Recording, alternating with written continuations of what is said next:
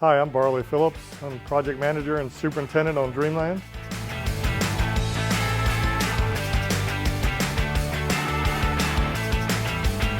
Coming up on the last 40% of the work.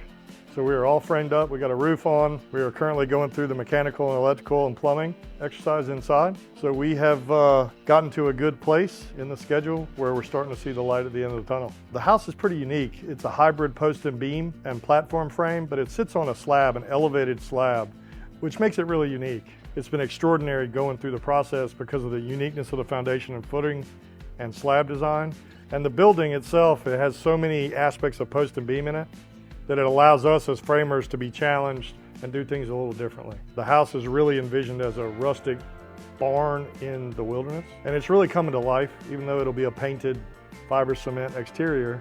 It's not a log cabin by any means, but it has a feel that is right for the place, which is really cool. The place is really alive. The wind blows through here at 70 miles an hour some days, and we've seen a lot of that. So we've pumped almost 250 yards of concrete here. 4,900 square feet roughly. That's the inside and outside. The outside of the house really embraces the land in a different way. Some of the original renderings were presented as a big soaring structure that eventually during the design process got laid down with some low slung roofs at the edges, which really helped the composition and how it sits in the landscape.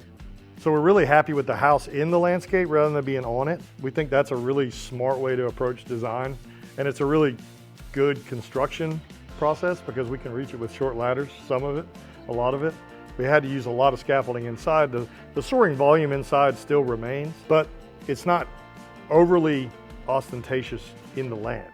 So that's the really good part to me of this piece. Plus the fact that we're design builders, we could make it evolve as we went through the process. So there wasn't a set of drawings that stopped and the design thinking stopped. The design thinking's been consistent through the whole process. Right now, I'm having to do some design thinking to solve some problems with the mechanical systems. So we're ever nimble because we're sole sourcing the project, because we're architects and builders. And so that really helps us. I think it makes a better product for the owner. The owner's been heavily engaged in the project the whole time. So I think through thick and thin and through the evolution of our business over the last 3 years, really, this project's been through a lot of trouble spots with the budget, with supply chain, the local sub-community that we never had tapped into before. So it's been a really challenging project in that respect, but these people in this local community have been amazing, and they've been supportive and reasonable to work with.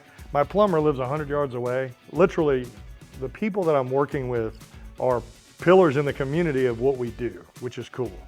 And they've been very fair with me and worked with me very well.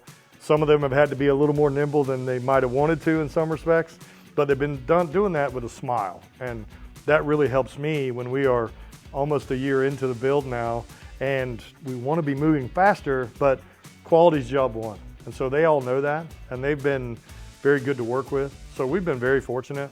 As we go to the end of the project, I look forward to seeing the fit and finish. We can see the inside now is a very raw, bare frame.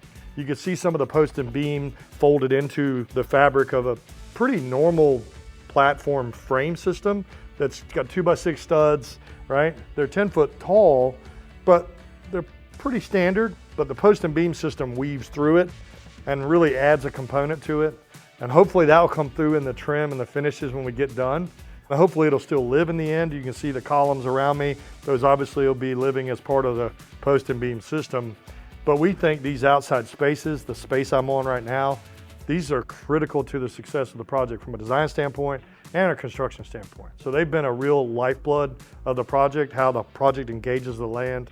It's been a huge exercise, and it's been a lot of fun.